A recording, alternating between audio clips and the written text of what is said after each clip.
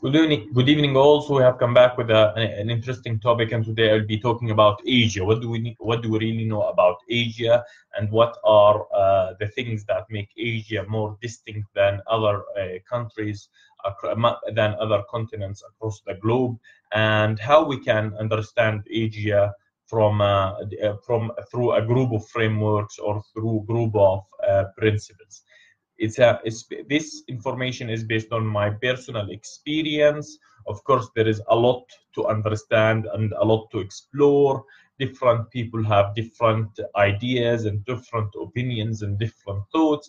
However, I'm just trying to shed a small light on the continent, so I can understand it in a better way. So on this topic I shall talk. So let's start. So Asia represents 59% of the world population, around 4.5 billion people. This is not a small amount of people, being led by the two giants, India and China. In order to understand Asia, you would try to understand the big countries there. There is, of course, the two giants, China, India. Then there are countries that are big in size in terms of population. We're talking about Indonesia, Pakistan, Bangladesh, Iran, South Korea, Japan, Thailand, Vietnam, Philippines, all have a population above 50 million. So there are a group of countries that have a population of above 50 million, and you can understand them as being led by the two giants. Then you have a group that have a population over 150 billion, which is basically Bangladesh, Pakistan, Indonesia. Then you have a group between 50 million to 130 million, being about Japan, Thailand, Philippines, Iran, South Korea, and so on. So Vietnam, of course. So this is and Burma. So this is just the size of the population within Asia. So in terms of economy, India and China are leading the world in terms of growth. So we see a lot of Indians and a lot of Chinese are joining the big cities in China and India. A lot of people are moving from rural areas to the urban cities, and cities are growing, and we see a stable growth for China and India being between 5 and 7%, let us say 6%.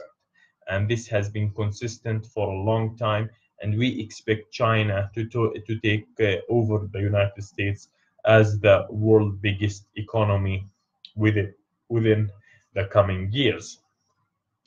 In terms of technology and in terms of capability, China or Asia has some of the group of countries that are the richest in terms of natural resources in the world. So you have Saudi Arabia, could be one of the richest in terms of oil.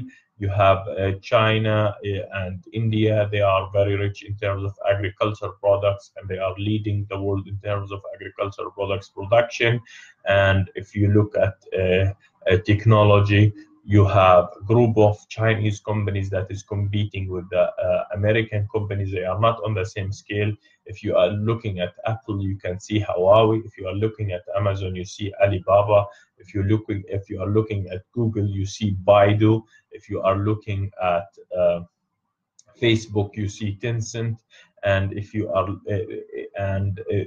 these kind of Asian companies are growing, and in Japan there are companies that is leading. If you are looking at maybe BMW, Audi, Volkswagen, and those car companies, then you would see Toyota, you would see Nissan. Also, if you look at Dell, you might be seeing Toshiba. If you are looking at some robotics, maybe you would see if you are looking at some home appliances, maybe you see Hitachi as opposed to LG, and if you are looking also Samsung coming from South Korea. So there are a group of Asian companies in terms of technology that is really well developed and can compete on a global scale. It could be at a cheaper price and sometimes even at a higher quality, taking the Japanese case in place. So Asia can be really sustainable on its own in spite of the huge number of people that it has. So this area in the world can be very rich in human capital and very rich in resources. And yes, many civilizations have actually emerged out of Asia, being being the oldest civilization, like some Chinese civilization, also in India, some in Iraq, the I think Mesopotamians or something like that it's called. So there are historically Asia was always populated by people. So, in terms of character, and this is my personal experience, is there anything that is common among Asians? So, in terms of character and culture, I can say that there are four main religions that is contributing to the continent. We see there is Islam, around 1.1 billion people. We see there is Buddhism, around, I think, maybe hundreds of millions. We see Hinduism or from India, and this is around a billion. And we see people that are not religious being spread, or they have no religion, in China and Japan. So, for example, you can see religion like Christianity spreading quickly in China and expanding on a daily basis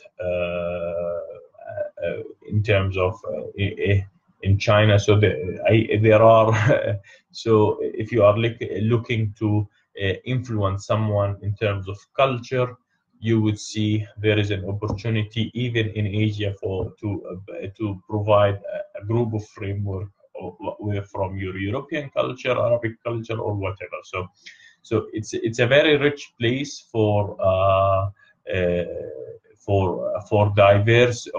diverse group of people coming from different colors. Of course, the skin colors are very different. If you look at people from Sri Lanka, they have a skin color that is completely different than people from Japan, and how their eyes are shaped. Also, if you look at people from Syria or Lebanon, also they have a complexity that is completely different than India in general, or even if we say, maybe if we go a little bit farther, Bangladesh and so on. So there is even diverse range of genetics in there, of human capital of different ethnicities. The common characteristics of an Asian, and this is based on my personal experience. I've met a lot of Asians. I have met people from Indonesia. I have met people from Singapore. I have met people from Japan. I have met people from China. I have met people from Pakistan. I work with people from Pakistan. I work with people from India. I worked with people from of course, most of the Arab countries. I worked with people from Central Asia. So the common theme among Asian nations that they are calm, they are sociable, but they are not as outgoing as we can see in some European cultures. They are more conservative by far. They focus on family values, and they focus on they focus a lot on family values, and they focus on some kind of con, cons, con, conservative way of life. This is actually the norm.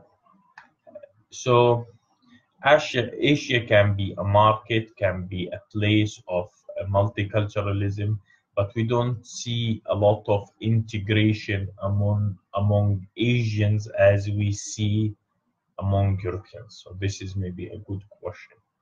So if we look at something like interracial marriage, do we see a lot of Pakistanis marrying Indians and Indians maybe marrying Chinese and so on? No, we don't see this multicultural integration as we see it in Europe. So maybe it's time that someone come up with a framework that can unite the continent somehow, or they can provide a new framework for the continent.